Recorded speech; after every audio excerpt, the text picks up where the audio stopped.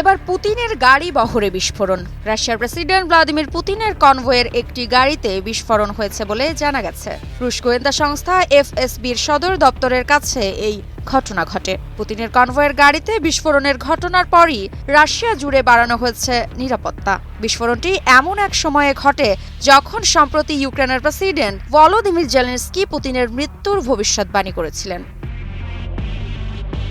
ব্রিটেনের সংবাদ মাধ্যম দ্য সানের প্রতিবেদন অনুসারে মস্কোয় রাশিয়ার গুপ্তচর সংস্থা এফএসবি এর সদর দপ্তরের অদূরেই ঘটনাটি ঘটেছে।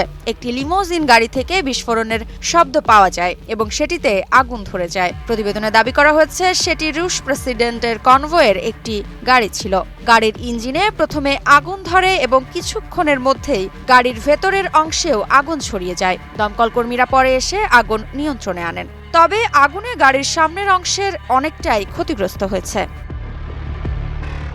তবে আগুন লাগার ঘটনায় কেউ আহত হয়নি। কি কারণে আগুন লাগলো তা এখনও স্পষ্ট নয়। গাড়িতে সেই সময় কে ছিলেন তাও এখন পর্যন্ত জানা যায়নি। দ্য সানের প্রতিবেদনে দাবি করা হচ্ছে ওই গাড়িটি রাশিয়ার প্রেসিডেন্টের সম্পত্তি ব্যবস্থাপনা দফতরের অধীনে ছিল বলে প্রাথমিকভাবে অনুমান করা হচ্ছে।